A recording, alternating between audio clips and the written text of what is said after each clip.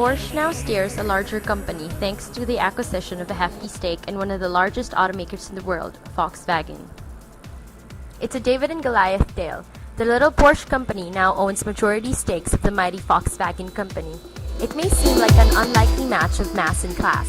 After all, the iconic Volkswagen Beetle is said to be the enduring symbol of mobility for the masses, while the 911 Turbo, Porsche's finest, is dubbed the totem of privilege. But two of Germany's mighty industrial empires are now sharing the same garage, forming an even greater force in the automobile industry. A modest investment that began in 2005 has sprung to one of the world's most astounding takeovers. Porsche is now bigger and more powerful than ever.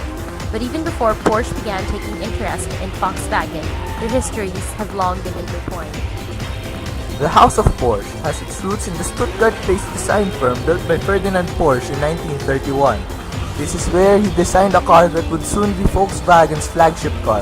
But it was only when he and his son Ferry built their first car in the latter part of the 1930s that Porsche's reputation in the automobile industry was born.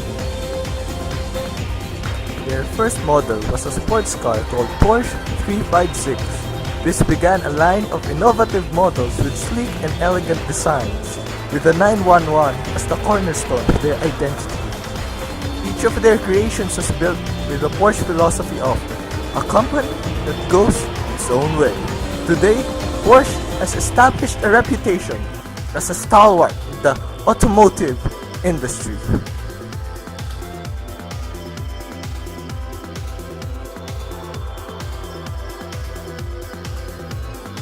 Volkswagen began in the 1930s in the advent of Hitler's motorization campaign for Germany. The then Chancellor wanted a car built that was affordable for everyone. Coincidentally, Ferdinand Porsche, an automobile engineer, was designing a prototype of an inexpensive car. Meetings between Porsche and Hitler resulted in the manufacture of the inexpensive cars under the Volkswagen name. The company was turned over to the Germans after World War II, and it thrived into a growing business. Building an image of value, quality, innovation, and function, sales boomed worldwide. The 1970s in particular saw the Beetle sales at an all-time high. The 80s were shook by intense competition from Toyota and Honda. However, the reinvention of the trademark Beetle in the 90s secured better days for Volkswagen. It then became a household name and soared to be one of the world's largest automakers. The year 2005 was especially significant for the two German automakers that have been closely collaborating with each other ever since their infancy. Up until the 21st century, the close ties between the two giant car manufacturers was shown not only in their assembly lines, but more importantly, it also extended up to top management. Ferdinand Porsche's descendants filled significant positions in the corporate ranks of both Porsche AG Volkswagen AG. In early October of 2005, the Porsche family initiated getting hold of the brand that they felt was rightfully theirs by acquiring 18.53% stake in Volkswagen. They also announced future intentions of acquiring additional stake in Volkswagen. In 2007, Porsche raised its stake in Volkswagen to 31%, triggering rumors of a takeover bid. However, they claimed that they did not want to take a majority stake in Volkswagen and therefore would offer only the minimum price required by law. Porsche CEO said that the move was designed to stop hedge funds from dismantling Volkswagen, whose shares have been decreasing 4.8% in the recent year.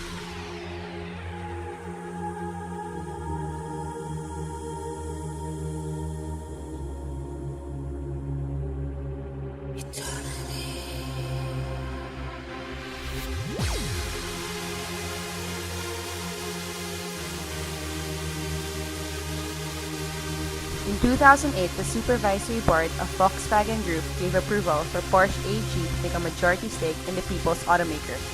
Porsche currently owned 31% of Volkswagen, and this move would ultimately increase that share to 51%. The increase in ownership is estimated to cost Porsche upwards of $20 billion, although the financial debts have not yet been released.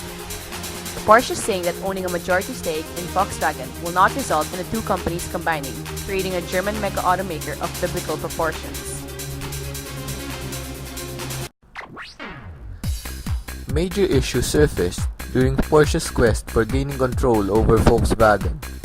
With a 51% share, Porsche gains the majority stake. However, an existing 20% share remains under the state of Lower Saxony, a northwestern state in Germany. Lower Saxony has veto power over the fate of the company who, unfortunately for Porsche, is an ally of Pitch, a family controlling Volkswagen. Challenges regarding the Volkswagen law, which prevents anyone from snapping up more than 20% of Volkswagen's voting rights, have been administered by the European Union. Later on, a favorable verdict from the European Court of Justice was passed for the reason that it restricted the free flow of capital. The Commission decided to completely scrap the law to prevent further technicalities, allowing Porsche to claim a greater portion of shares. Auto analysts have speculated a possible battle of the companies, one side belonging to Pitch, Lower Saxony, and Volkswagen's unions who want to preserve the independence of the firm. The other side is Porsche's.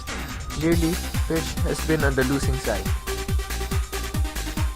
On the positive side, both companies can share experience, knowledge, and can minimize research development and production costs by synergy effects. That makes both Porsche and Volkswagen competitive. For example, both companies have already developed cars together in the past, such as Volkswagen Touareg and Porsche Cayenne, and they also have plans of developing a 1-liter car in the future. In addition, Volkswagen AG will benefit from the takeover since the company experienced a decline in consumer confidence in the last years. Because Porsche is well known for its competitive advantages in innovation, efficiency, and productivity, the image of Volkswagen AG will be influenced significantly. This is proven during the last weeks and months as the stock price of Volkswagen AG shares rose significantly. On the other hand, Porsche benefits also from Volkswagen AG, a market leader of many technologies, for example in the field of fuel saving and hybrid technology. On the negative side, this takeover creates a worldwide leading alliance which is in the hand of primarily two families, Porsche and Pitch. This can affect the industrial competition in a negative way and can cause debatable market concentration. In addition, it is questionable if both companies will find the right level to work together since a lot of conflicts came up in the past, which affected the working atmosphere and cooperation between the managers and working force. For example, Volkswagen AG sued Porsche in some cases in relation to the takeover, but Porsche won. Furthermore, around 40,000 employees of Volkswagen protested against the takeover in Germany last year. Critics claim that it is suspicious that Porsche seems to be successful in abandoning the so-called Volkswagen law with support from the European Court of Justice. The most pressing question remains, what's next? Because this forward integration is still in its beginning, it will be quite interesting to see what steps Porsche will take to ensure success. The history shared by the two companies may perhaps serve as a catapult to a clear acquisition, as well as the foreseen automotive progress through collaboration. These, nevertheless, do not discredit the fact of issues and conflicts that could arise. No major changes have been made in the organizational structure of the two companies yet. Volkswagen's many employees remain to be uncomfortable with the lack of security in keeping their jobs. As of today, Porsche makes a number of guarantees, including the maintenance of their separation from Volkswagen.